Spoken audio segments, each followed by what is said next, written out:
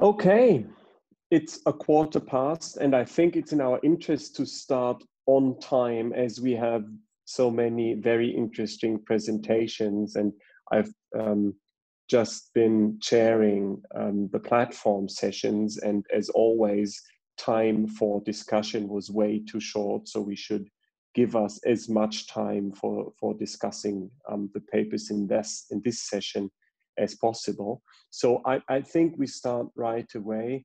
Thank you all for being in this session. It is the last one before our virtual toast and actually almost the end of the conference. So I think it's a worthy final we are having here. And without further ado, I'd say, Dimitris, start right away.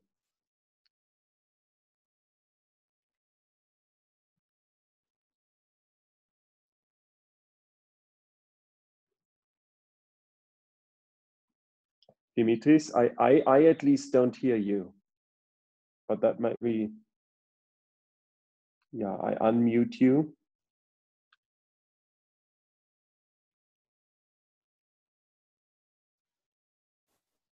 Is it okay now? Now I can hear you, yeah. Okay, can you see my presentation? Yes, also. Okay, just a moment, because I fine. have some problems in moving back and forth. Right.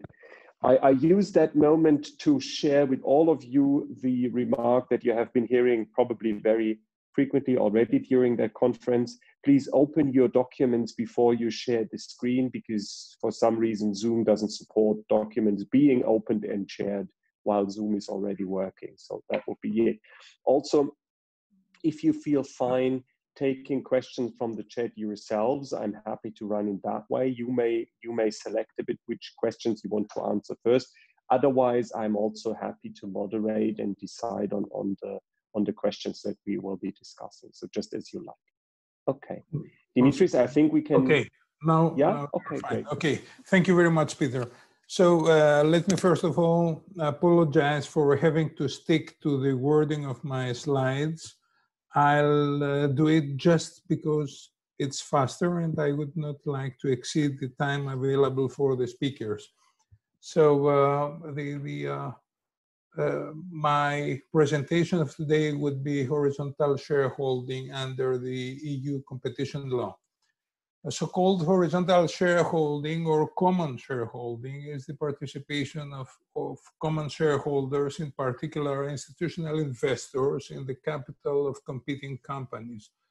Economic studies on the US airline industry and banking sector over the past decade showed that horizontal shareholding in the leading companies on highly concentrated markets may lead institutional investors to discourage competition between the portfolio companies in order to raise market prices and ultimately the stock value of the portfolio companies. The findings of those studies have been vigorously disputed, but new sectoral studies confirm that horizontal shareholding may indeed result in the restrictions of competition. Here are some figures showing the growing importance of institutional ownership, the shifting of the ownership from publicly listed stock from physical persons to investment funds, in particular to passive investment funds. Now, institutional investors are not majority shareholders, they are minority shareholders, but nevertheless, they are in a position to influence the managers and the behavior of the portfolio companies through various mechanisms. The best known of them are first voting in the elections of the board of directors. In order to maximize their re-election chances, managers try to maximize the weighted average of their shareholders' profits from all their shareholdings by raising prices. Second, direct communication with management of portfolio companies, which is quite common and has pricing policy as a usual topic. And third, executive compensation. When compensation is tied to the performance of the market instead of their firms, managers are incentivized to compete less vigorously.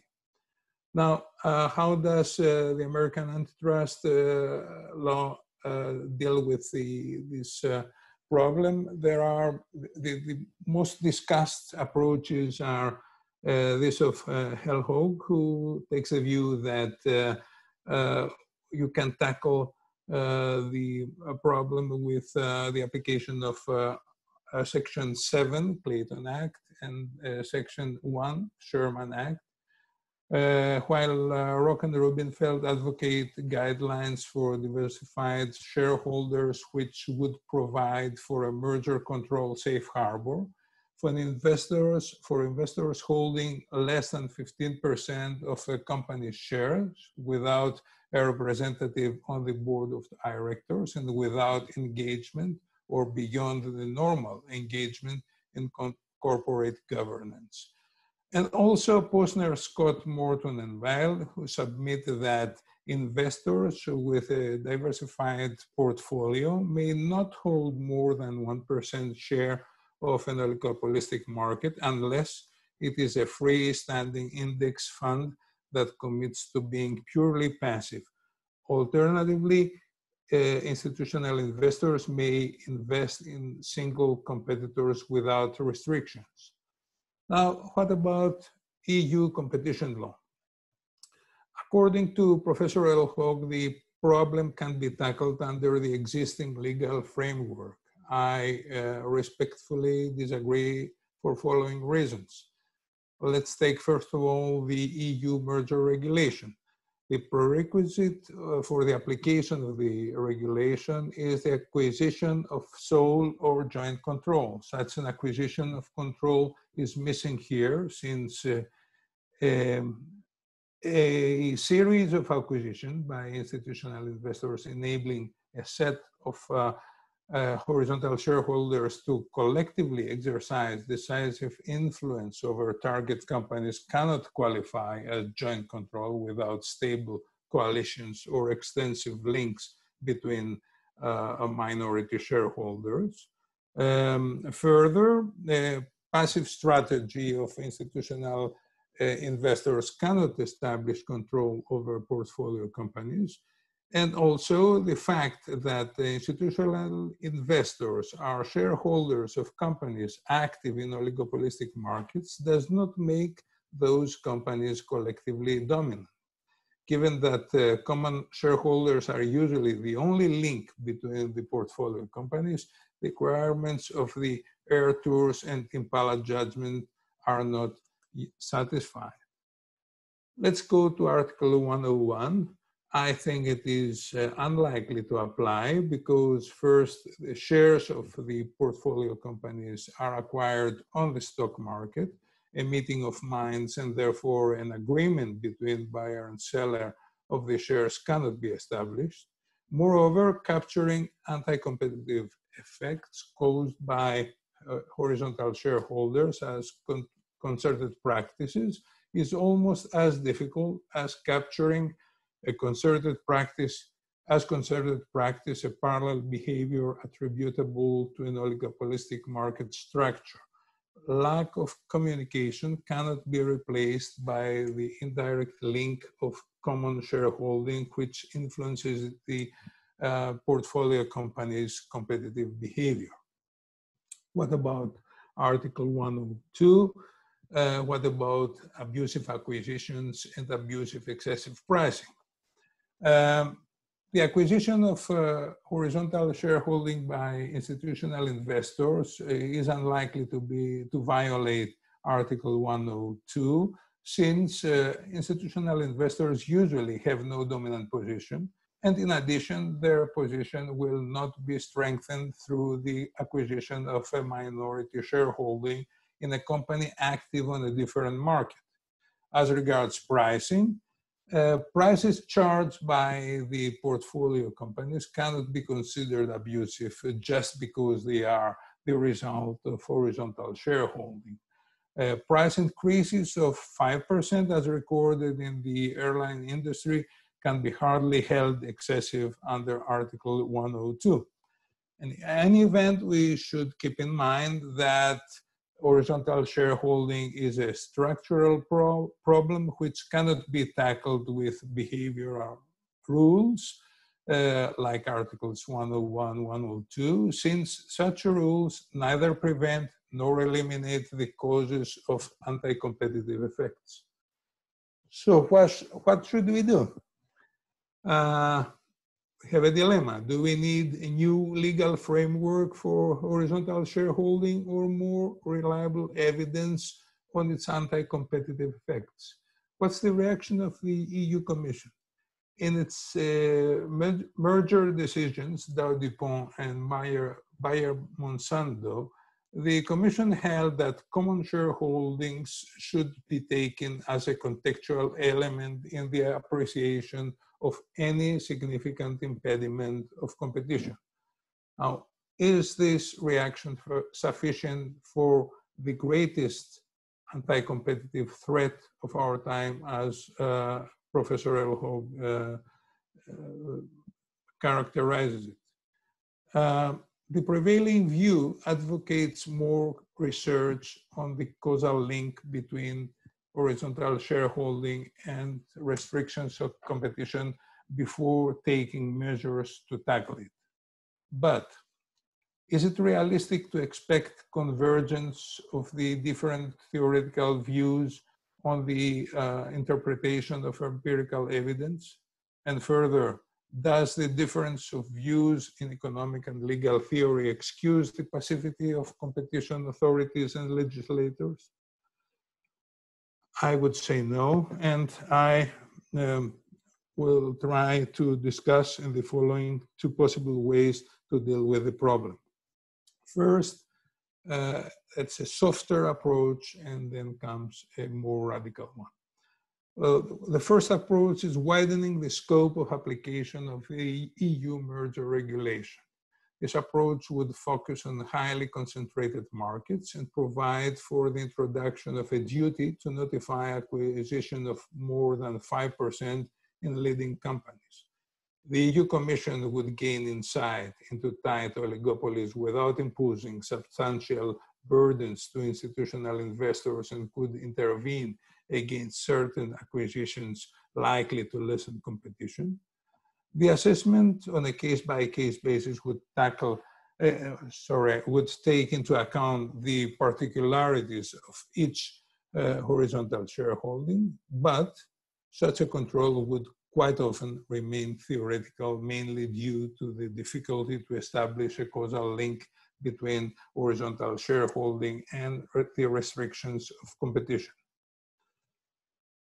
Now we can think of something else, taking regulatory measures against horizontal shareholding. The introduction of a generally applicable rule related to the composition of products offered by the institutional investors in the EU. It could, for instance, provide this regulatory approach that no mutual fund shares would be traded in the European Union if those funds invested in more than one company active on highly concentrated markets in the EU as predefined by the Commission. Where the oligopoly consists of a group of leading companies and some smaller ones, the trading restrictions concern obviously only the former. Such a rule would tackle restrictions of competition which does not a restriction of competition which does not constitute an infringement of EU competition law. That's like case of regulation in place of competition, similar to the EU roaming regulation. Do we have a dilemma, protection of competition versus freedom of investors to choose? Well, of course, intervention protecting consumers against excessive prices even if it might have negative economic consequences for certain operations, has to be proportionate to the aim pursued. In my view, the benefits expected from the discussed regulatory measures against horizontal shareholding seem to outweigh against the harm on investors, since the measures concern a limited number of markets. The investment risk diversification can be achieved by investing in different markets. The anti-competitive effects of horizontal shareholding may not be overlooked because of their positive impact on certain undertakings and investors. And finally, the fall in equity prices would be more than compensated for by increases in consumer surplus and increases in total welfare. So I would come to the conclusion that a cautious rather than ambitious attempt to deal with horizontal shareholding as a risk of variable degree for functioning of certain highly concentrated markets is not likely to cause false positives, and thus to harm investors, institutional entities, or natural persons. This would hold true even if the risks the adopted measures seek to tackle do not turn out to be as serious as anticipated. Thank you very much for your attention.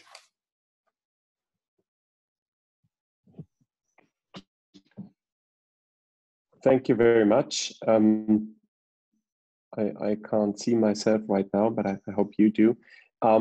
Thank you very much. That is really an urgent problem. And as you say, it's difficult to think about appropriate tools for this. Do we have any questions? Yeah, Konstantina seems to be having a question. Please go ahead.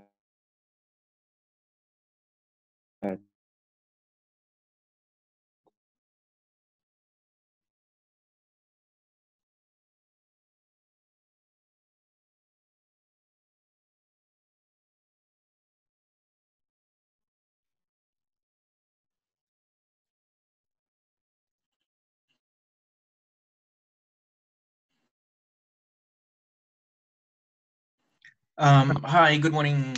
Horizontal shareholding is more of a sort of an American problem rather than a European problem, because my very sort of like brief reading of CMA and Bundeskartellamt's surveys in the area don't show nearly as high levels of horizontal concentration in the European Union as they do in the United States. And so I'm just wondering whether this is just, not a very pressing problem for the European Union.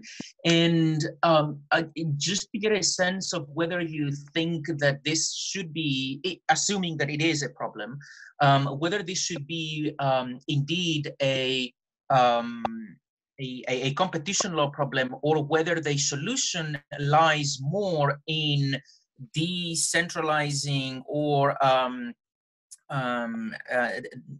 divestitures in the asset holding market rather than in the companies in which they end up investing. So assuming that you have more diversified wealth distribution, the entities that will end up investing will also be a lot more diverse, and none of them will be able to get a controlling stake in more than, or at least it's going to be less likely to get a controlling stake in more than one otherwise competing companies in the market. Well, whether it's a problem of the US law or of European law or of both, if you compare scholarship, it's an American problem. I mean, there are only some very few scholars that have published papers on this subject in Europe. On the other hand, if you look at the authorities, well, the EU competition, the EU Commission, as I said, have said something about the horizontal shareholding and its impact on research in 2 merger decisions, whereas the American authorities do not want to deal with it. So it really depends. It depends from what point of view you want to compare, whether it's American or a European problem. As regards the way to deal with it, and whether I think that we have to deal with it with structural measures or with the composition of the products offered by the institutional investors. I have thought that, or I think that the structural remedy would be much too drastic for something which is not as mature as we think.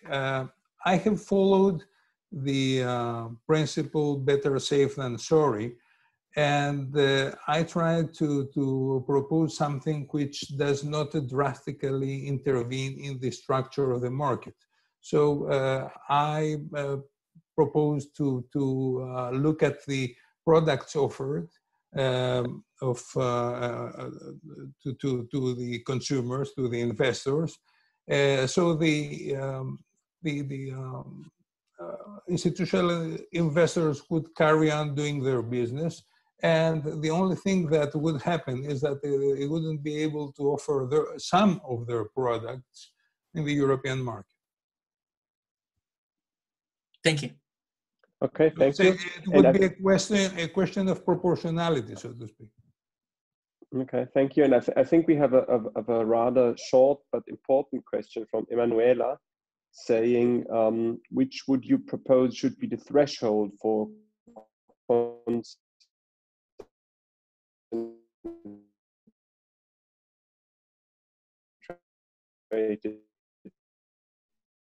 market where regulation? Well, I don't know. Quick I question, think that quick answer. and actually these two approaches, the milder or the softer one and the more radical one, which I propose to discuss with you, could be combined so that through notification we would get more information about the structure of the markets, and then if we have enough information about some markets, we could carry on with regulatory measures. Okay. Okay, thank you. Thank you very much. With that, I think we can move on to Chongo's presentation and the rise of the Allianz monster. So please, Chongo, go ahead. Hi, thank you very much. Give me a short second to share my screen. Chongo, at least I can hear you extremely badly. I don't know, very badly. I don't know whether the same is true for the rest of us. Okay. Maybe you could try to disconnect and reconnect. Sometimes that helps.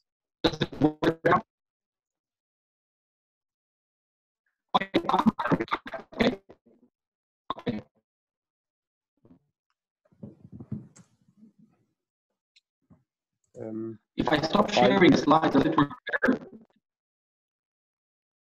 Maybe. No, you still can hear me. Okay. Well, I mean, we do hear you, but it's very interrupted, very unclear. Okay.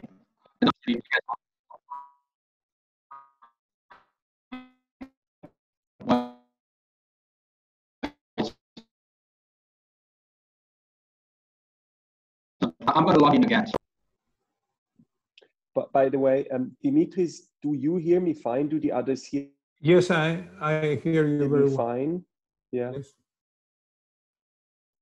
Okay. Because support is telling me that the Zurich internet connection apparently is somewhat unstable at present. So I'm not sure whether you hear me fine, but apparently it's working. Okay. So we are now starting to get hacked.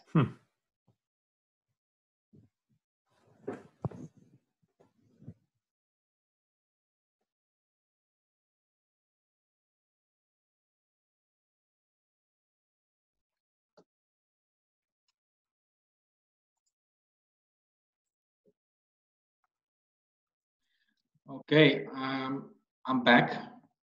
Now it's fine. It's fine. You can hear me. Oh, perfect. Okay, great. Now let me share my screen as planned. And thank you very much for your patience. Can you see my slides now?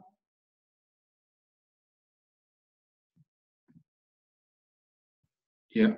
Yes, we can see the slides. Yes, John. Okay, good. Okay. Fine. Wonderful. Okay.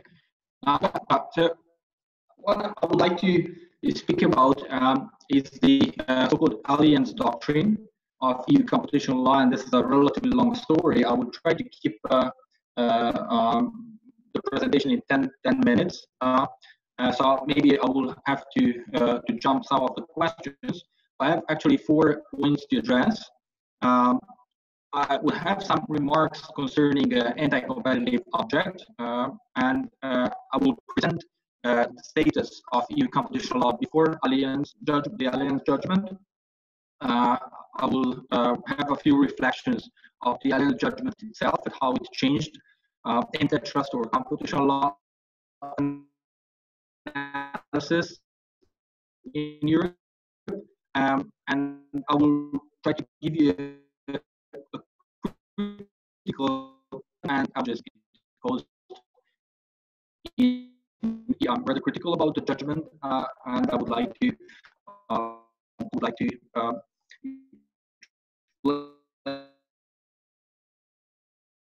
explain a lot of hard to use.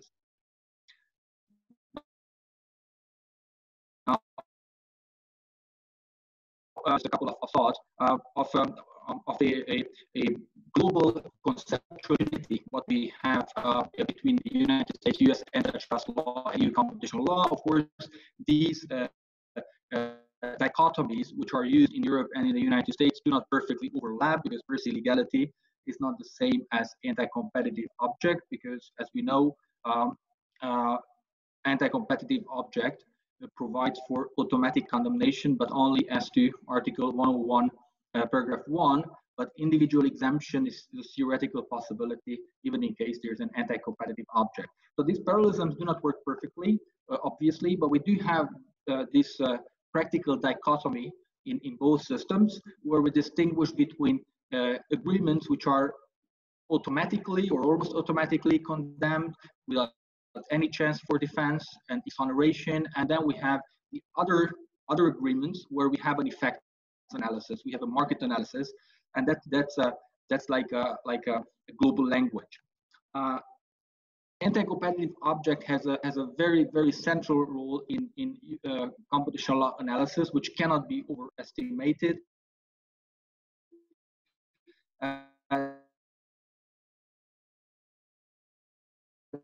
They're only on the market. Anti-competitive object is a reverse safe harbor, because it tells you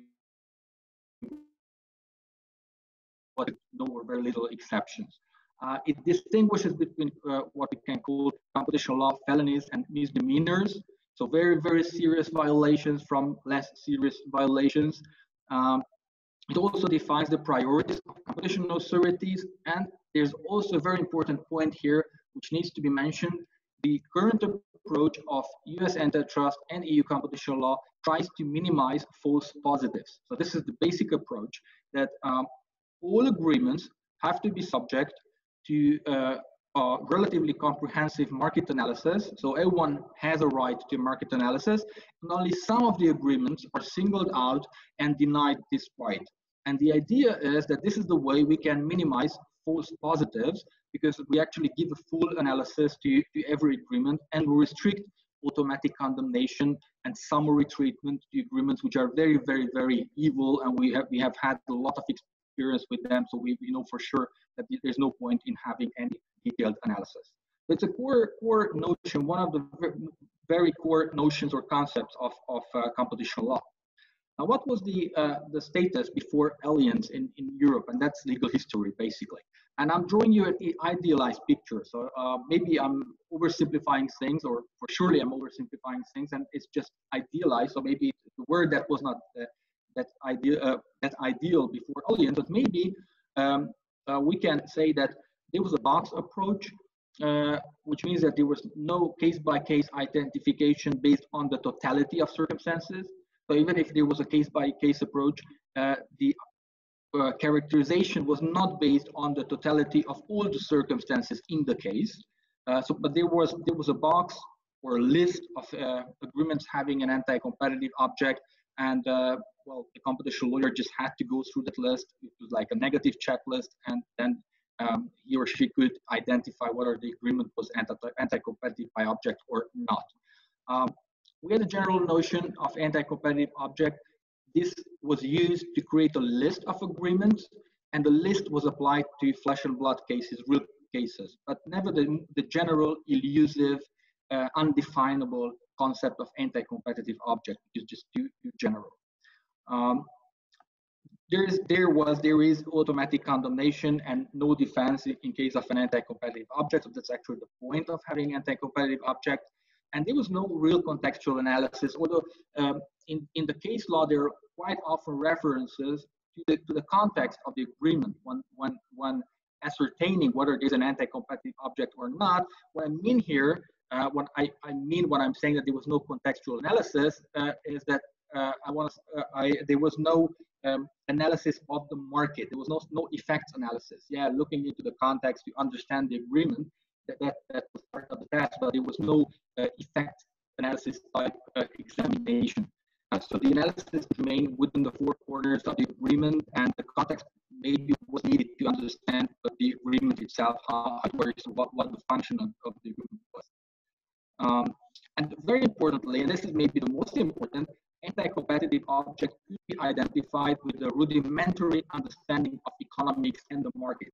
So you didn't need any economics background to be able to identify an agreement anti-competitive by object. So everyone knows what's horizontal price fixing, market division,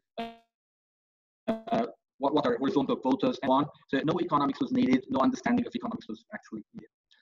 What Allianz did to this system was that the European Court of Justice, and I'm oversimplifying this obviously,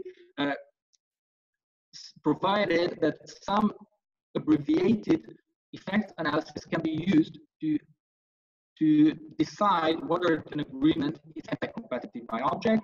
We don't have a relatively close list of agreements which have an anti-competitive object. So actually, any agreement can qualify as per se legal.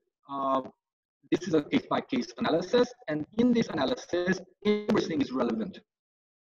The structure of the market, and also the market power of the enterprises, which is very much some sort of an effects analysis, or at least these are some of the important elements of an effects analysis.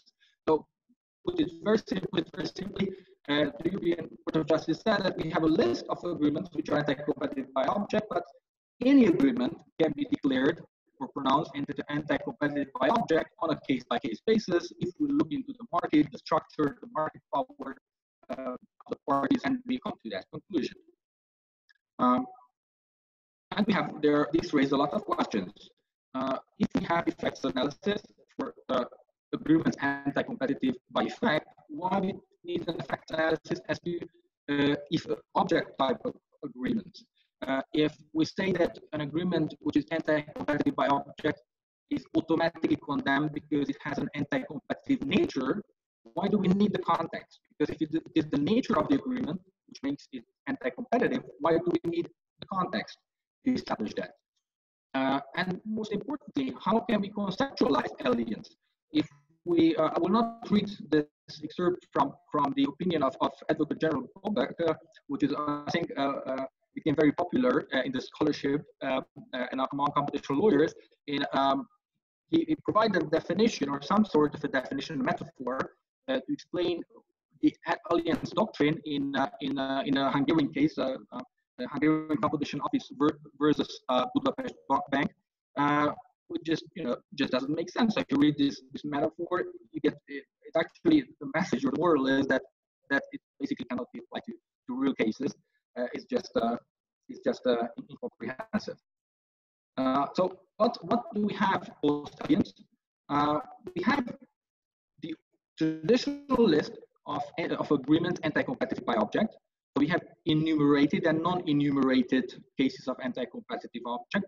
Non-enumerated, non-listed cases are actually the alliance cases, so cases which are to be judged under the alliance doctrine. And the court, after alliance, has been trying to limit the scope of this doctrine very, very significantly. There has been a single case so far where the European Court of Justice actually made use of alliance to condemn an agreement. In all the other cases where there was a reference to the alliance doctrine, the European Court of Justice came to the conclusion that an effects analysis needs to be applied.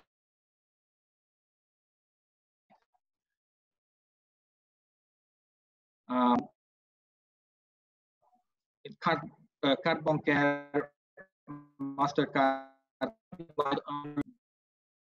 we go back and carry out an effect assessment for the time being. But I also have to emphasize that there was a case where the European Court of Justice applied the alliance doctrine in a positive way, confirming a violation and the characterization as anti-competitive by object, and that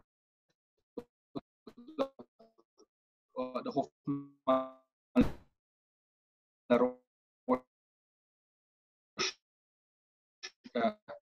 case. We'll come back to that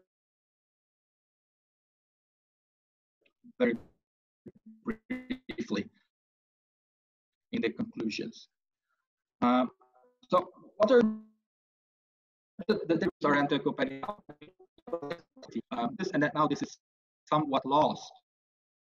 The de minimis notice was the de minimis notice is one of the early victims of this approach, because the de minimis notice was based on a very simple structure saying that if you are under the market share thresholds or ceilings, you are good. You have a checklist, a negative checklist. This is the list of agreements which are excluded from the benefit of de minimis, but that's a closed list. So if you go through that and there's no horizontal price fixing, no horizontal market division, and so on and so forth, you are under the market share ceiling, then you are good. Currently, the de minimis system says that if you are under the market share ceiling, you are probably or likely good, but you don't get an exhaustive list of excluded agreements. So you cannot be 100% sure that your agreement will not be condemned at the end of the day. And another issue, and this is the last point I would like to mention in terms of damages to competition analysis, is that, for instance, in Hoffman-La Roche, the European Court of Justice faced an arguably or encountered a case, an agreement that could arguably qualify as market sharing, because there were two competitors, according to the conceptualization of the European Court of Justice, which engaged in some sort of a publicity campaign to divide the two markets. And the European Court of Justice didn't try to interpret the concept of market division, to use one of the traditional categories of anti-competitive object to provide an answer to the case, but the court was quick to have recourse to the alliance doctrine and to say that, oh, wait a minute, this is anti-competitive by object. This is a non-listed case of anti-competitive object. But this pretty much ruined the consistency and the and the logic of competition analysis, because what we had here was probably or very likely a market did nothing more, and now we are seeing a case where this conceptual clarity is being lost. Thank you very much for your attention. I hope I managed to keep the time limit. Thank you. Yeah, in spite of technical problems, quite fine. And very interesting. So I'm looking into the chat. Do we have? Yeah, already it starts. Andriani, go ahead.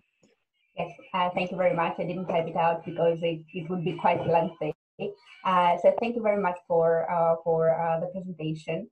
I should say right away that my own views on that are fundamentally different.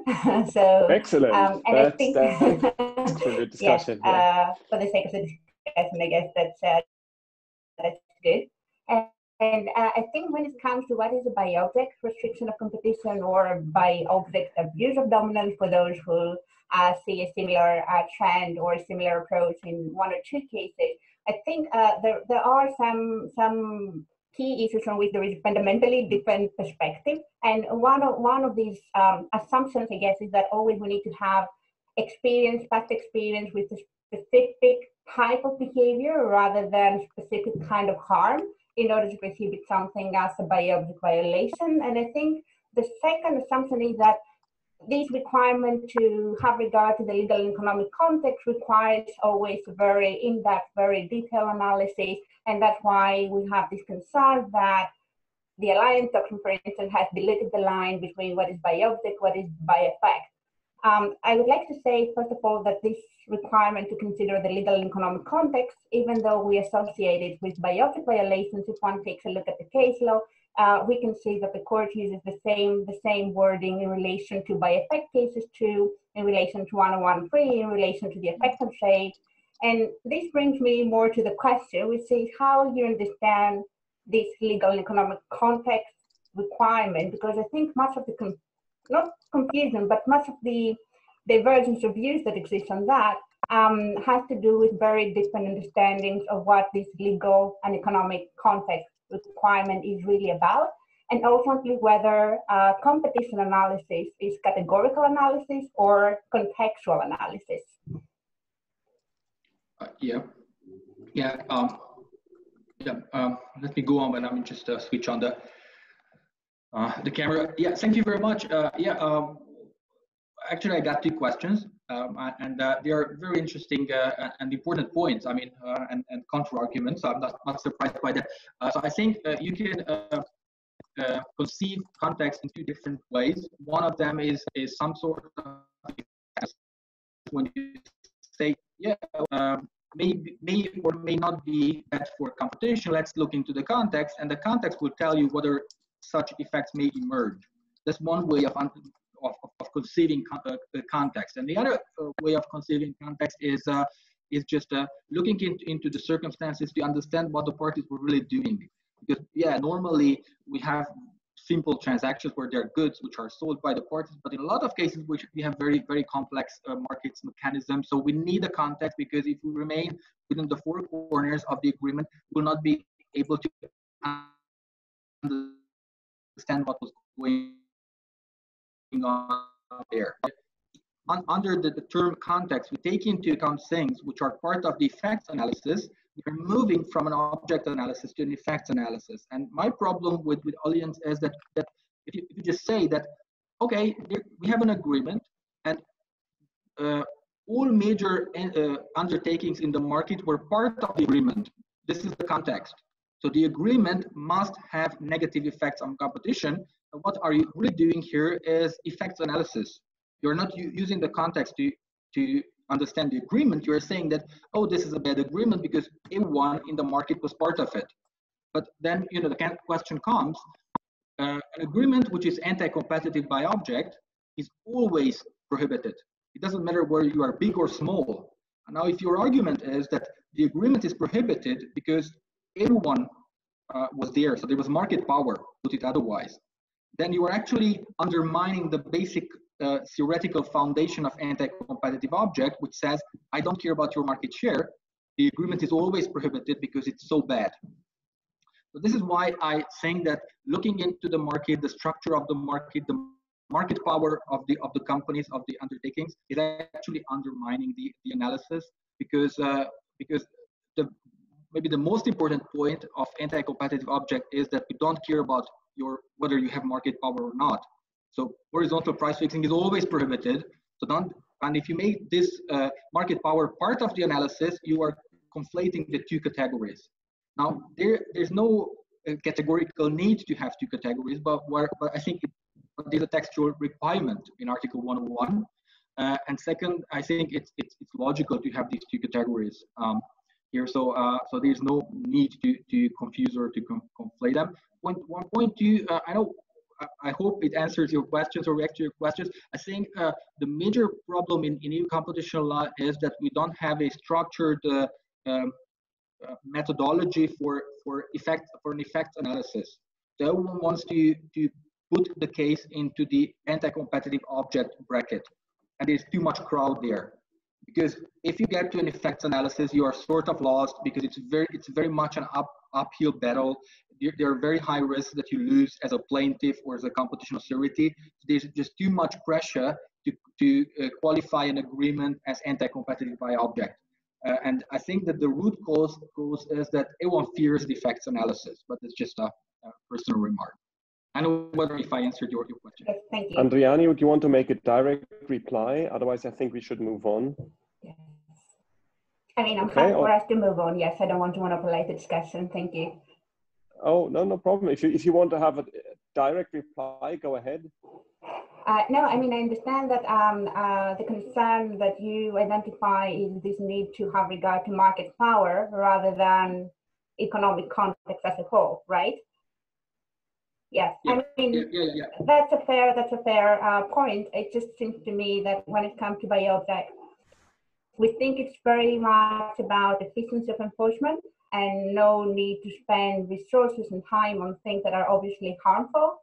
But I understand the case law to suggest that it's more about ensuring accuracy of enforcement rather than the efficiency of enforcement.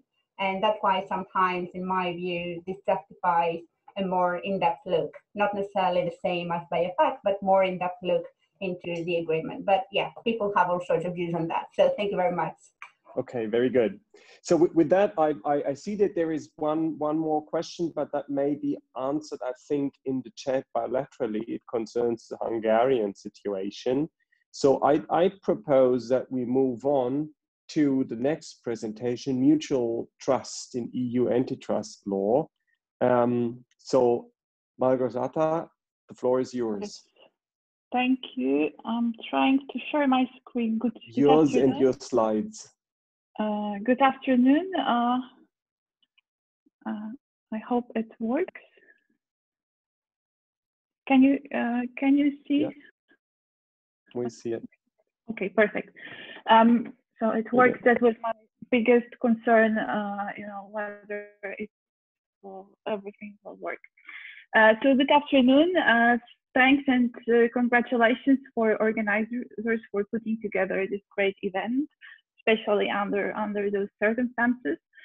My research statement today is the question as to the existence of mutual trust in the EU competition law and its limits, because I would like to argue that this trust which exists should not amount to blind trust.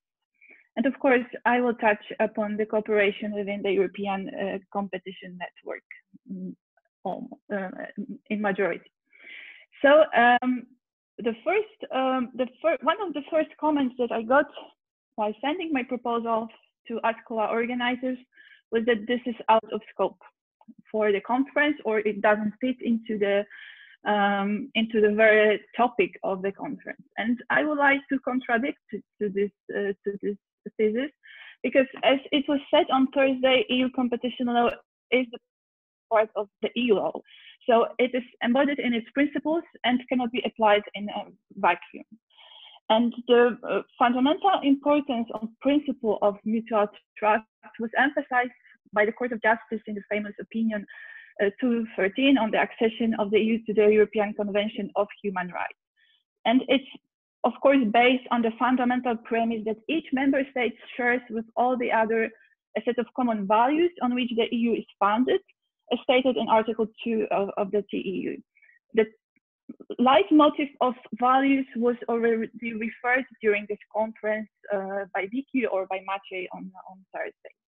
So as it was indicated in this opinion, the mutual trust relates to the very core of the European Union. Therefore, I would like to take over this presentation with a short introduction of this principle under EU law, and then to discuss existing relations within the ECN and the framework of them, and to ask this question: to what extent this trust amounts to a blind trust? So the principle of mutual trust is not included in the treaties, but it is rooted in the principle of sincere cooperation enshrined in Article 4, paragraph 3 of the TEU. And it means that in the field of law where it operates, standards and judicial decisions that are made in one member state are to be accepted and enforced in another, sometimes quasi-automatically, without any centralization and hierarchy of engaged actors. It also confirms the equality of member states before the treaties. However, at the same time, it imposes on member states duties to uphold the rule of law within the European Union. So as such, it could be argued that mutual trust constitutes lex specialis to the principle of sincere cooperation. It can also be easily tracked in cases relating to internal markets, of course, with the mutual recognition principle. And in this sense, mutual recognition is used as a bridge between the legislative autonomy of the member states and the harmonization. Currently, the principle of mutual trust is mainly recognized in the area of freedom, security, and justice. It concerns particularly judicial cooperation in civil and criminal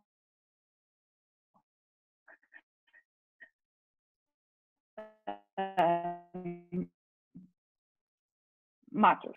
Consider that other member states comply with the EU, and it cannot be introduced in void, and it should therefore the whole regulatory complex and the strategy should be taken into account. So referring to area of freedom, security, and justice, where very interesting developments took place in respect to the very principle of mutual trust, I would like to point out that the development of the case law on the European arrest warrant shows that the Court of Justice is imposing more and more obligations on executing member states in verifying whether there are no irregularities in the member state which issues European arrest warrant. It's easily tracked when we compare the early days of the functioning of the system. Therefore, some authors refer to regulated or conditional trust.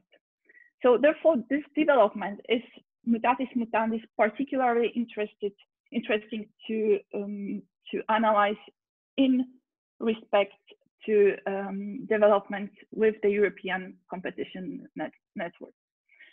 And in general, it implies that a member state should presume that fundamental rights, as well as the principles of freedom and the rule of law, are respected by another state. So, per se, as per rule, no member state can check whether other member states has, in an individual case, observed those rights. So this is the principle. But of course, there are some limits, and two groups of limits could be identified. These are protection of fundamental rights and the limits that are provided by the secondary law of the European Union. And in the famous judgments of the Court of Justice, in the case of fundamental rights, the Court of Justice answered the question whether framework decision on the European arrest warrant must be interpreted as meaning that when there are strong indications that detention conditions in the issuing member state infringe Article 4 of the Charter, the executing judicial authority must refuse surrender of the person against whom a European arrest warrant is issued.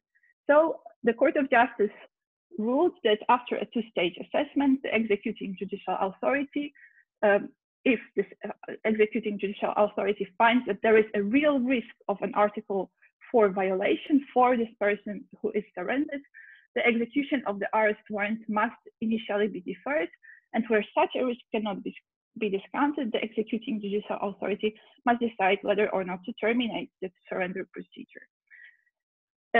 This example shows that the significant condition for maintaining the system and for maintaining the mutual trust within the system and the cooperation is the credibility of actors who are engaged. And by credibility here, I mean it's wider context. So not only the authorities themselves, but also the environment and the culture in which they are rooted. So if we come to actors, of course, you all know that the European Competition Network is composed of the European Commission and national antitrust authorities. It is the result of introduction of decentralized application of Article 101 and 102, and it creates the framework for this cooperation, with the assumption that the national systems are equivalent, however, also with accommodation for the diversity in the institutional and procedural environment. What is important, and this is the important supplement to the system, these are the guarantees for NCAs of independence and of resources that are to be introduced when directive is implemented by the member states. And it shows that there must, that it has been recognized that there is no really equal the equal level playing field, with that some authorities stayed behind within the system. And the above all the rules are aimed to assure the effective and uniform enforcement of Article 101 and 102, of course, as prevention from distortion of competition within the internal market. The manifestations of cooperation are the allocation of cases, the exchange of information, or the collecting evidence. The notice on cooperation introduces the notion of well-placed authority, and this is at least a principle that the case should be dealt with the well-placed authority.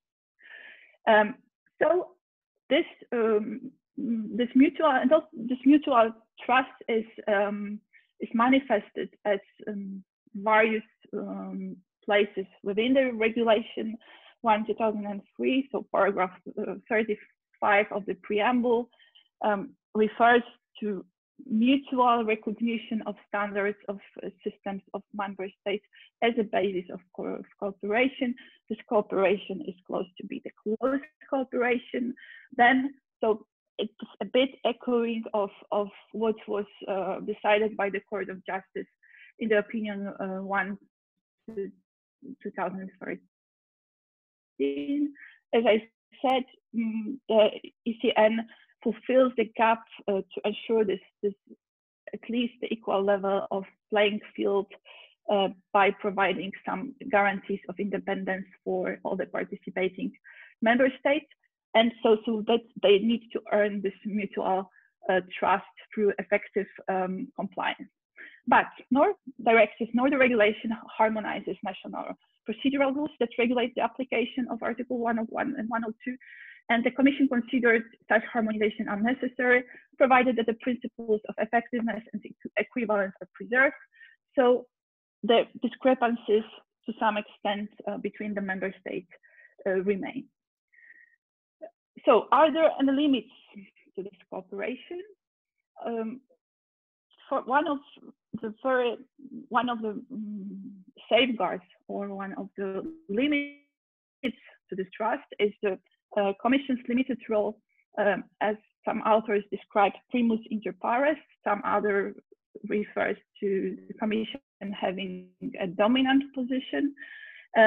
I would say that is a special position within the European competition network, because of course this is the authority who's responsible for the coherent and effective application of Articles 101 and 102 and for shaping the European competition culture. This position is also expressed through various mechanisms.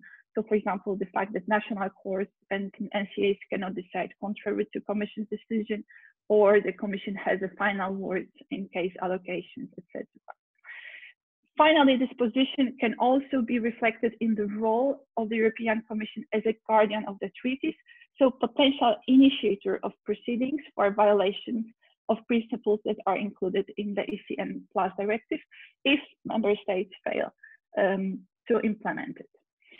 And other limits, this is the minimum standard of the charter that is introduced by the ECN Plus directive.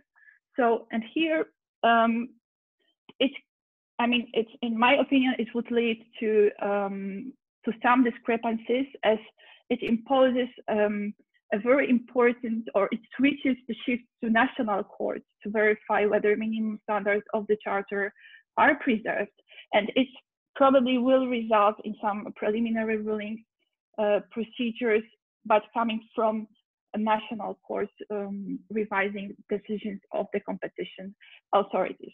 But in practice, the outcome of procedures that are initiated by different NCAs may differ from one member state to another, which could also lead to problems of consistencies, of course. So why I'm saying that this trust should not be blind, or that there should be more limits to it. First of all, no authority has a competence to check another one, and also the fulfillment of or the preservance of those fundamental rights. So it's also difficult, if not impossible, for parties to challenge procedural actions of competition authority. The most manifest illustration is the exchange of information. I will not go into details, but information that is collected by one system can be used as evidence in another, provided that conditions from Article 12, paragraph 2 are fulfilled, so that the information might be used only for the purposes of applying Article 101 or 102, and in respect of the subject matter for which it was collected. So, in theory, the system creates a double barrier. First, the authority collecting the information acts accordingly to its own national rules of due process, and then the authority who receives the information also delivers a decision according to its own rules of due process. However, in practice, this blind mutual trust leads to the impossibility of challenging any kind of transfer of this information, and it was already confirmed by the Court of Justice, because the legality of gathering of information is defined according to the national laws, so that are binding on the national authority, and Regulation 1/2003 does not refer directly to it. Moreover, there is no verification as to the period of storage of information or that data protection requirement.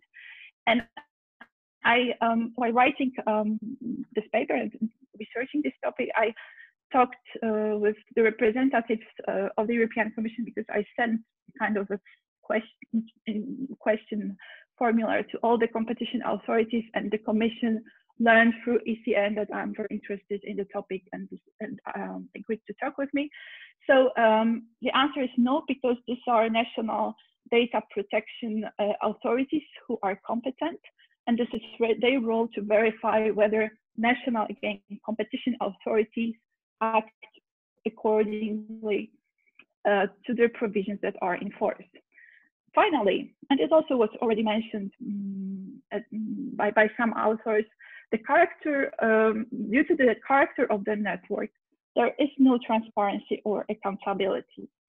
Therefore, if the system remains in the present shape, it would be really useful for, from the point of view of protection of rights of defense of the parties, to introduce independent officers, some kind of hearing officer who would be able to verify the appropriateness and legality of actions that take place within the network. So to conclude, there is implicit introduction of mutual trust by Regulation 1/2003. It finds its limits in uniform application of Article 101 and 102, and the set of decisive powers of the European Commission in respect to allocation of cases. But there is no competence to verify the actions of and other authorities, and the task of verification of legality of actions will remain on national courts that review the decision, and possibly by the Court of Justice. The entry into force of Directive 2019/1 was a great opportunity to strengthen the rights of those parties. And my final conclusion is that it's extremely important in the face of what is happening right now in Europe and in all the discussion concerning the rule of law. It's extremely important for competition authorities to remain vigilant to the existence of this blind trust and to eventual implications of those irregularities to the proceedings. And in any case, it could lead to different procedural outcomes, as it was shown in the case of application within the area of freedom, security, and justice, even if the minimum standards of the Charter are preserved. Thank you very much for your time. Thank you very much. That's a topic that certainly deserves more attention than it has been getting so far, I would say. So there we have a question from Andriani. I was wondering how this fits in your view with recent examples of parallel national investigations and practice or different national initiatives for intervention regarding digital markets. So what would you say? My answer would be that there should be means of control for the parties to verify the legality of this cooperation, because we miss this element in this puzzle. We have very strong and very kind of almost automatized exchange of information, very strong and very in-depth collaboration of competition authorities. And then what happens is that we hear yes, but we don't verify really what is happening with this information. So again, we have a platform, we upload something on the platform, and then and then it can be used here. And of course, I'm not saying that the competition authorities are wrongdoers or that they should be controlled to some extraordinary extent, but there should be from the rights of defense perspective, and especially that we have a charter in force, there should be a way how to monitor those activities. Did I answer your question, Adrienne? Yes, so I understand you see mutual trust more from a procedural perspective, right? So from the perspective of ensuring the rights of defense and fundamental rights in general, which is indeed a fair point of view. Thank you. Thank you. And how would you shape such a remedy? I mean, I see your point, but how would the remedy be shaped? What do you mean that how we can implement it in a remedy for the parties to increase the level of control in the exercise I would say of, we agencies' competencies, but also the trust mechanism. That of course there is. I mean, this is the great that the ECN Plus directive introduces this guarantees of independence and resources, and this is, I think, the first step, and it's very important the Commission doesn't kind of let only the formal harmonization to take place, but really verifies whether those guarantees are implemented for the competition authorities. That's absolutely the first step. But also, I think the Court of Justice could a bit kind of be more flexible and more vigilant in cases concerning the usage of the information that was obtained in one proceedings and used in another. CSL Holding case, for example, is a great example. Is a great, or not such a great example when the information circulated, and even if it was obtained in criminal proceedings, it was used then by the Commission in other matters. Mm-hmm. Mm-hmm. But that's why I think the hearing officer could be a great, a kind of counterpart of hearing officer. It could be a great and not so cost consuming institution to help with it. Okay, interesting. All right, so thank you very much for this complementary perspective. And I think we should go on to the next presentation by Gabriele. Are you with us? Hi, everyone. Yeah, I see. Hello. I would need the other kind of participant to stop sharing the screen to share mine. I don't see a shared screen personally.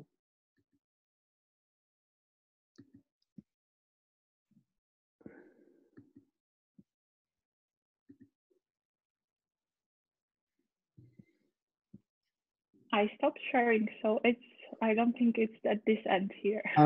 Okay, let me see.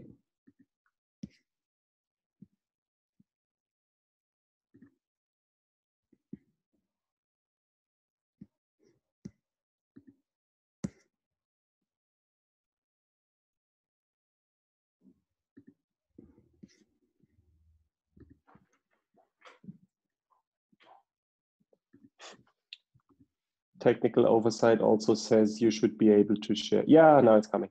Excellent. Okay, great. Yeah, I needed to allow Zoom through. Okay. Okay. Can you see it? Yeah. Okay. So great. Good morning, good afternoon, or good evening, everyone, depending where you are. It's nice to see so many people attending this webinar. I wish I could be there physically, although virtually is almost as good. Event, and thanks. As you can easily understand, the subject from my presentation title, the subject of my talk is still the European Competition Network. So the previous presentation was somehow the perfect assist, although I'm going to provide, let's say, different solutions. Let's say that I would like to clarify that for those of you that maybe are not familiar with what exactly is the ECN. The ECN is a framework composed by all the European competition authorities, whose main aims are to develop a shared competition culture in Europe and to guarantee cooperation and communication among competition authorities. Although you are going to hear some bad things on the ECN from me today, I would like to clarify since the beginning that the ECN is still one of the most advanced, if not the most advanced, regional cooperation framework in the competition field in the world. So please take that into account. However, it's also important to note that at the moment, the ECN neither is an institution nor a legal entity and cannot take binding recommendations. So if you allow me a funny quotation of a famous animation movie, I would be tempted to describe the ECN situation by saying, it is not an institution, it is not a legal entity. All we know is what is not, if only we could see what really is. And in trying to solve this existential dilemma today, what I would like to argue is that the ECN needs an upgrade to continue to perform successfully its mission, especially, let's say, in a digitalized economy.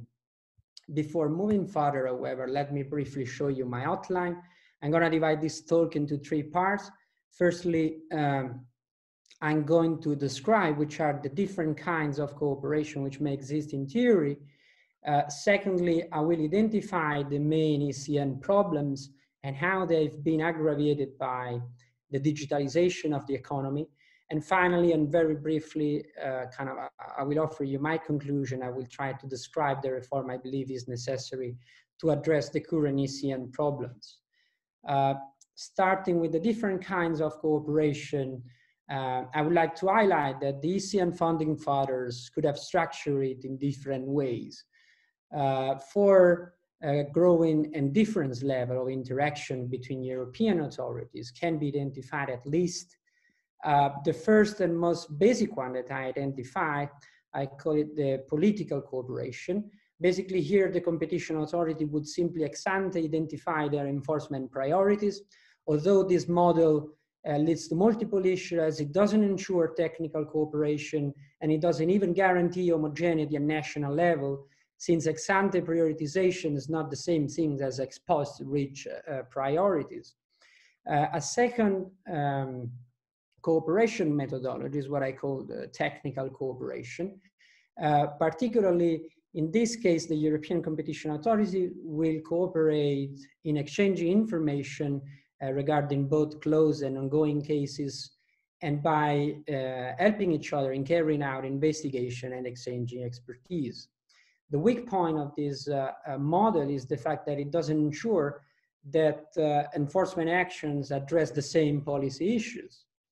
A third kind of cooperation is what I call technical political cooperation, is the result of a combination of the first two.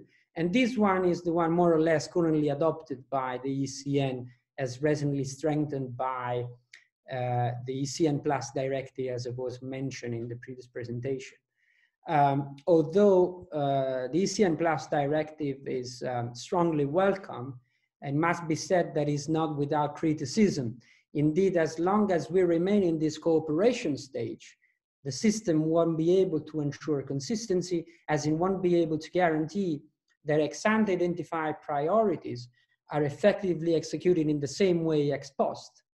So the third and final stage in the cooperation scale is what I call the single co-enforcement level of integration. And notably, the single co-enforcement is not an evolution of the previous technical political cooperation, but it's a revolution of it. Here, the paradigm changed. Consistency is no longer the result of a sum of multiple and synchronized EU and national enforcement actions, but is the result of their fusion in one single action. Therefore, there is a switch from multiple enforcements to a single enforcement while preserving multiple enforcers. I hope you're not confused, but what I'm trying to say here is that competition authority in this stage should not only ex ante identify their enforcement priorities and exchange information, resources, and expertise at the investigative stage, but I would also agree the outcomes of their proceedings, since this is the only way to avoid either explicit or implicit conflicting decisions. And this should be the model, at least according to myself, toward which the ECN should move to. As much as the EU single market is more than the mere sum of its constituent national markets, the enforcement system to preserve it, it should be more than the mere sum of EU and national enforcement actions. So clarify the different kinds of cooperation, let's move on analyzing the main ECN problems. Also, I divided the ECN problems in two groups, endogenous and exogenous problems.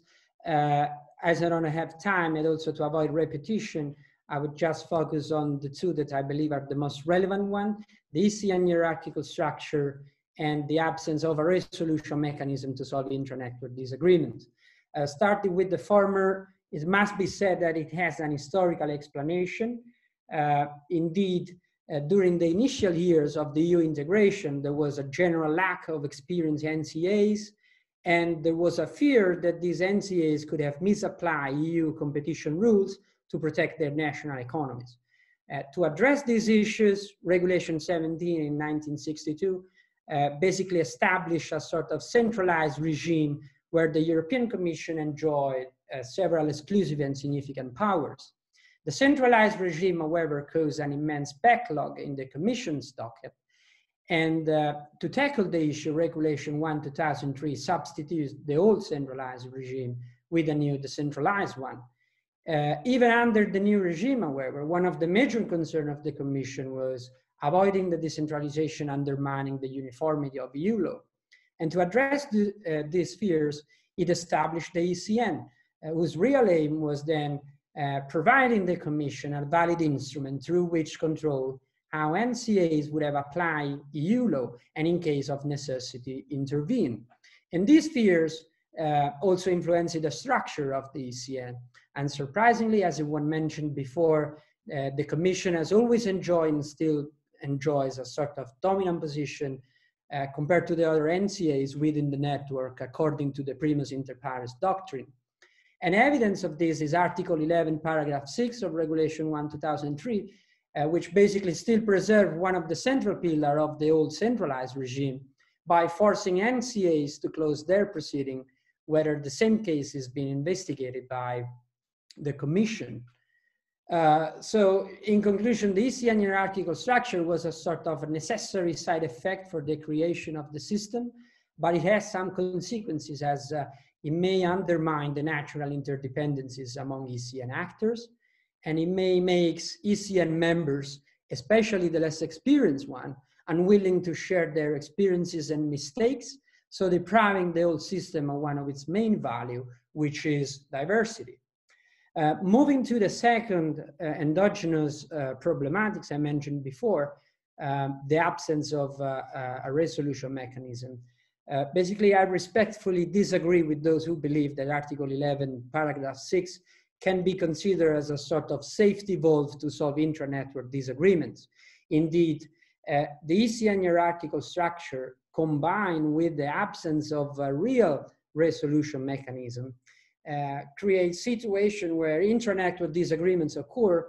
They lead to either of two options. Either the Commission directly take charge of solving the competition issues, so creating a new centralization of power, contrary to the spirit of Regulation 1/2003, or either explicit or implicit conflicting decisions are inevitable. And furthermore, the utilization of Article 11, paragraph 6 could also undermine the trust-based relationship existing among ECN members. And unsurprisingly, these powers has never been used so far. So clarify which are the main, let's say, ECN problems. Let me focus your attention now on why I believe the digitalization of the economy has made a call for deeper cooperation. As far as I'm concerned, there are at least 4 reasons. Firstly, because digital markets present a new and wide range of challenges for competition and forces, a situation which in turn creates risk for consistency and legal certainty. The example that Adriani was mentioned before about the MFN clauses is a clear example of this inconsistency. Secondly, because digital markets don't respect national borders. Indeed, they have tremendously increased the level of integration between national markets. Let me just say that in 2019, almost 40% of all online purchases was cross-border.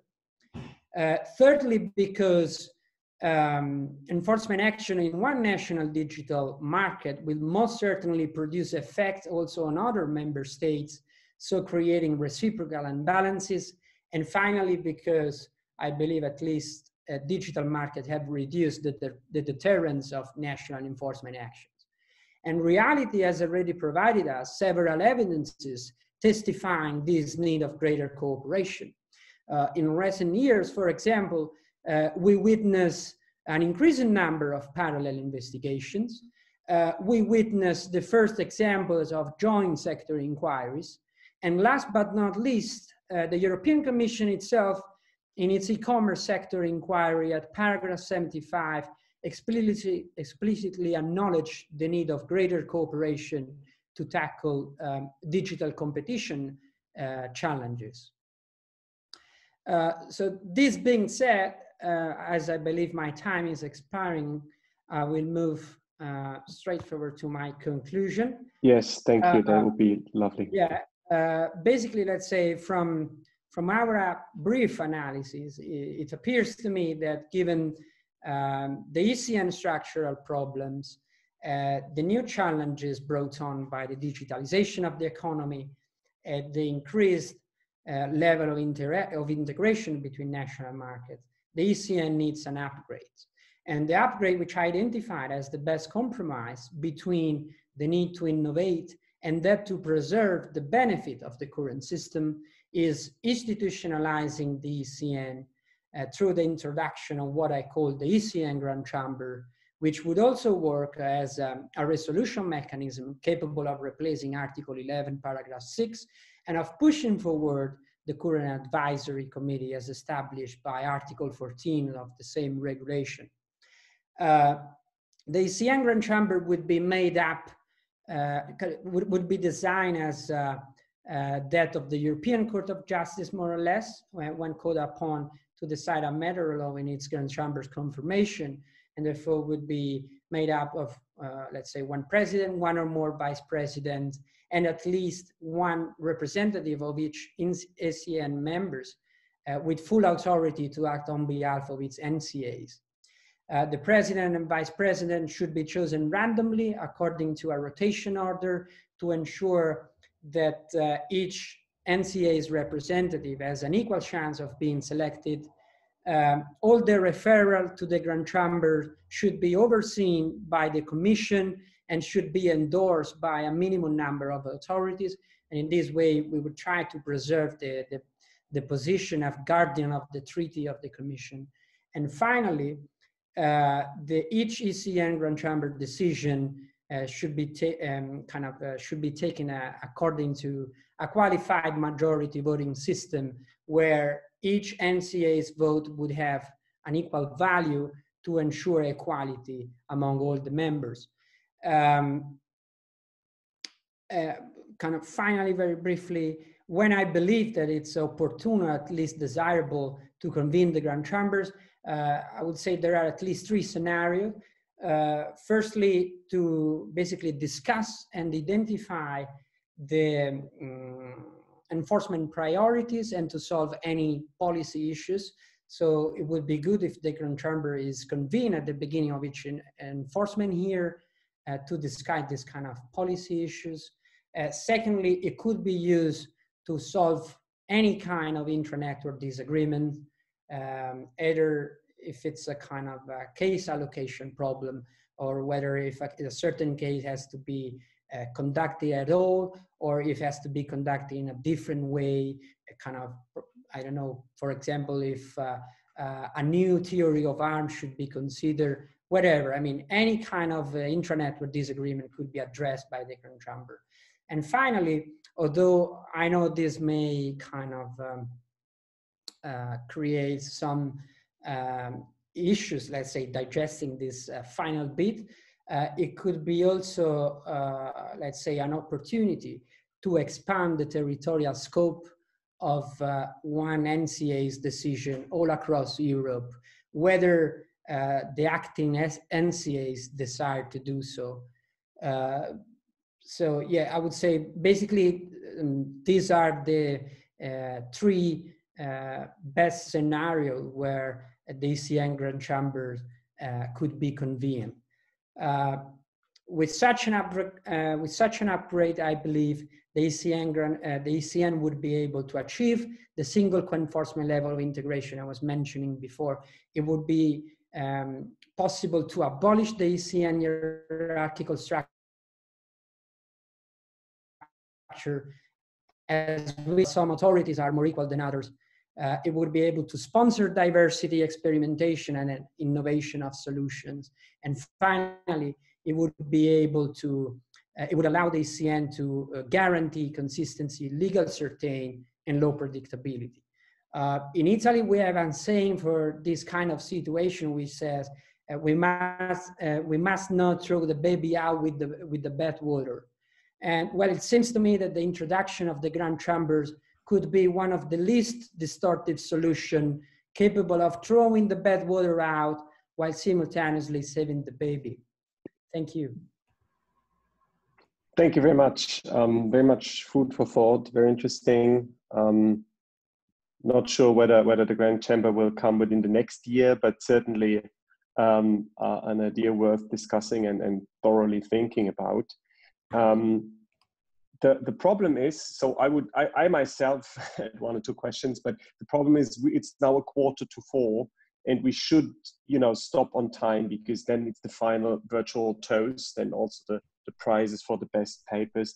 So Gabriele, if you would agree to answer, I see already the questions popping up. If you would agree to answer them in the chat, then we could move right on. Would that be all right for you? Yeah, definitely, no problem, with pleasure. Very, very nice. Thank you very much. Thank you. So then I would right away give the word to Ting Yu. I couldn't find Hans Vetter in the group right now, so probably you are presenting alone. And I think we are now managing the switching in the sharing of the slides. And right now I don't see you. Just see that you are still there, but not the picture.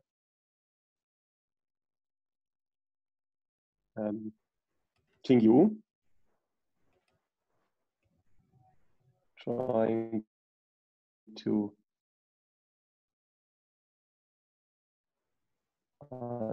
mute you.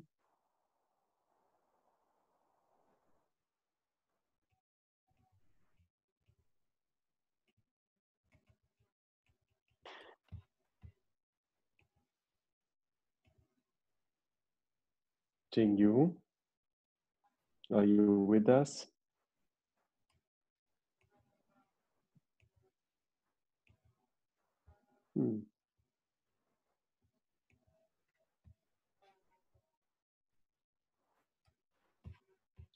I do see your panel, but I see that your video is in principle seems to be turned on, but I can't see your face or hear you.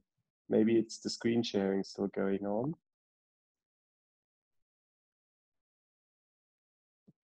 Connecting all the way from China is taking a toll on this. Now it's excellent. Okay, we have both. Okay, good. So I'll start sharing the screen. Yep.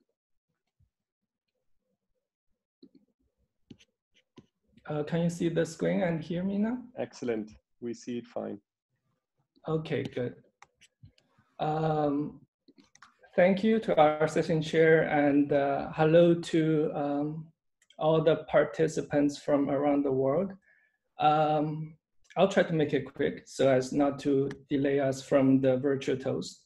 My paper is one that I've been working on with Hans Vetter. We talk about how through the concept of minimum efficient scale, we can improve our understanding of spatial responsibility and competition on the merits under Article 102. So I want to start by bringing your attention to two concepts. The first one is competition on the merits. I think we can all agree that the competitive process, it inevitably leads to the exclusion of certain rivals. So against that background, in an effort to distinguish lawful and unlawful conduct under Article 102, the case law has came up with the dichotomy of competition on the merits versus abuse to underscore that distinction. But the problem is that this dichotomy is quite vague in the sense that we do not have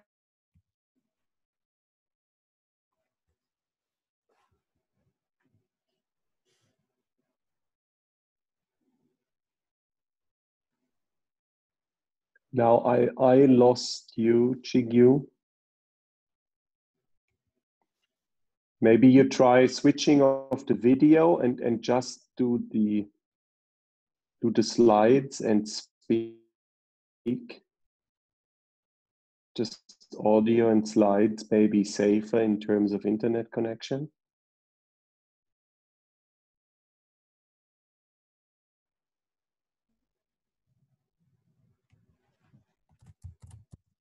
Yeah.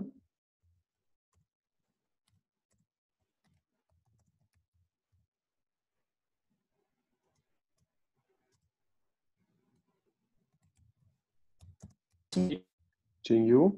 Yeah, now it's coming back, the audio.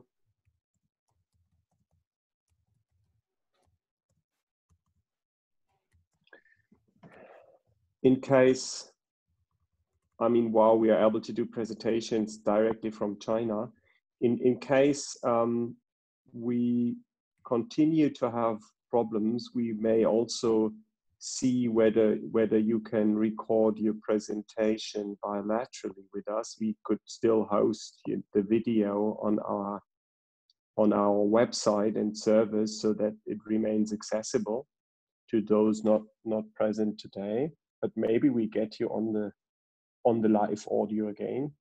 Jingyu?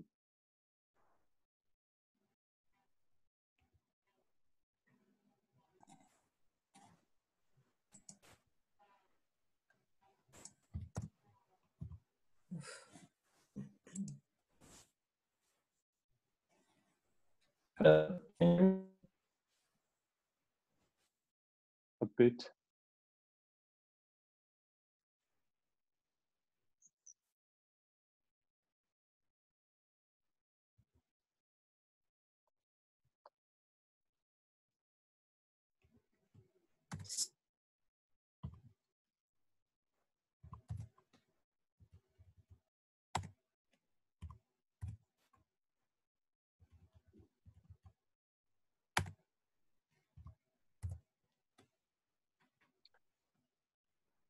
Xingyu, in the previous session, we had similar problems, and then disconnecting and reconnecting solved the problem. Maybe it helps here as well.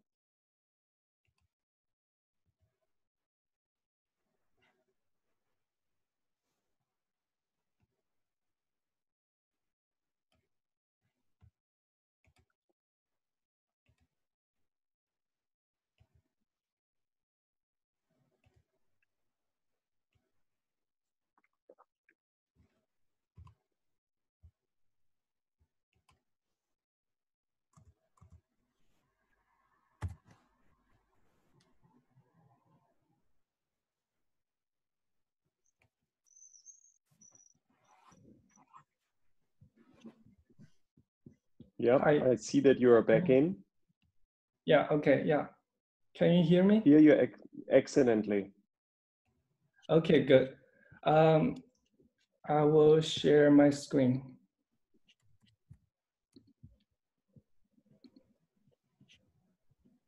Works as well. Okay, good. So as I was saying, the idea of competition on the merits is vague. And we also have another concept, which is special responsibility. It is also vague. The idea is that the dominance premise is supposed to be pivotal in the 102 paradigm, but the vagueness of the special responsibility makes it most of the time serve just as a shortcut to the abuse assessment. And when that happens, our focus shifts away from whether there is harmful conduct in a particular dominance context and to whether this conduct can be harmful in general and whether there is dominance in particular. This problem is exemplified by our case law concerning exclusive dealing, but I will not dive into that now. It's in the paper. Our research question is that considering the issues revolving around these two concepts, so when we try to adopt an abuse test so as to rationalize the distinction between competition on the merits and abuse, what is the way forward that enhances enforcement precision and at the same time takes into account enforcement cost effectiveness? By precision, I mean the aversion of both false positive and false negative errors. And by cost effectiveness, I mean to emphasize the value of predictability and administrability that an abuse test is supposed to have. We also mean to discuss whether it is desirable to have a singular uniform abuse test, considering the heterogeneity of the different abuse types and the laws varying chances of encountering them.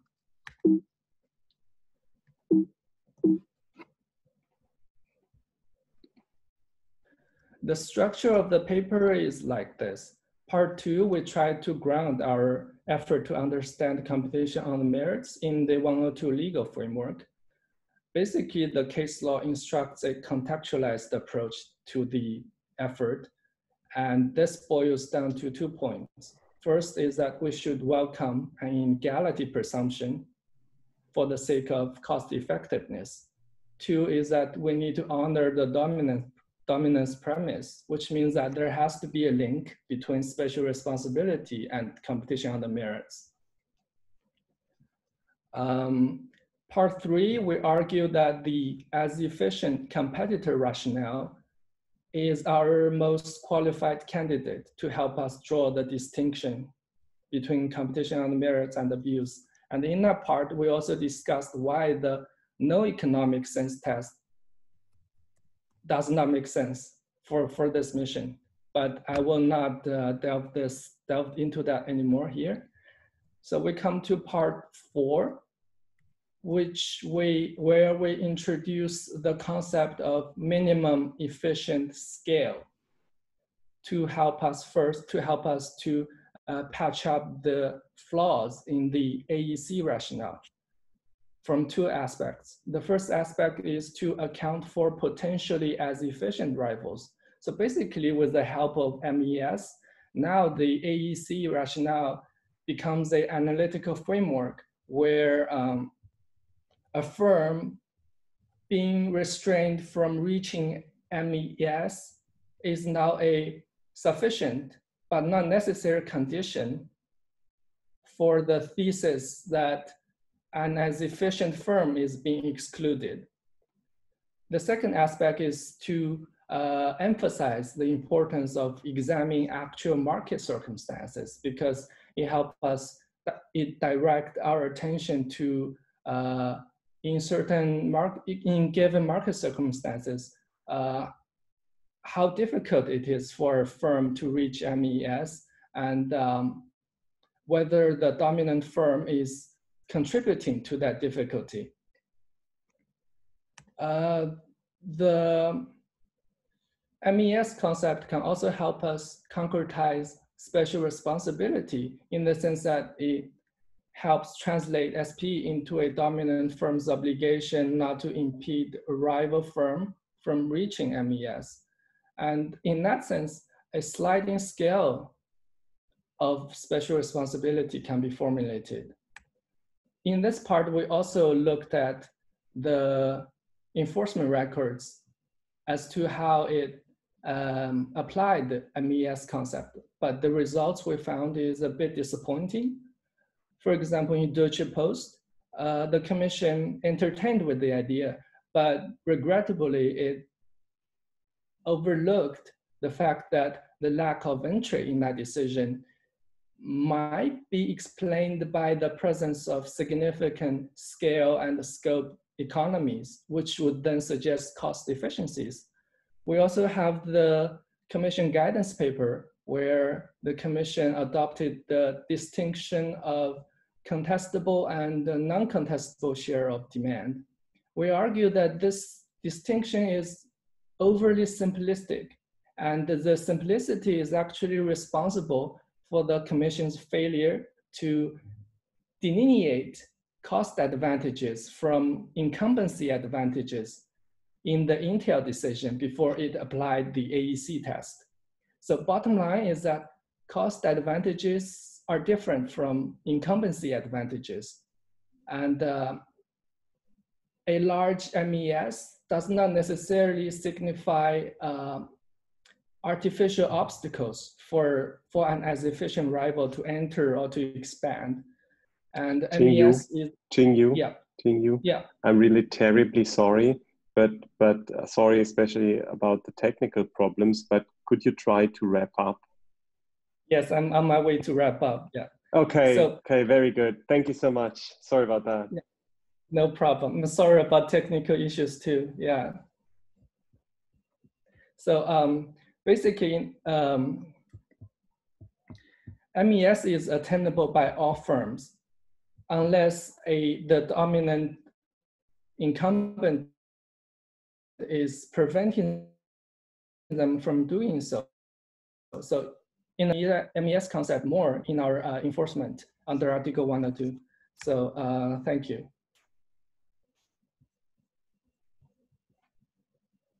Wow, that's been quite a wrap up. Congrats. Thank you. Many colleagues can learn from you here. So as I said, I mean, if you feel like recording your presentation, we can do that, and then we can, you know, put it on the website so that you have the full presentation ready there for all who could not watch it today. We can talk about that bilaterally.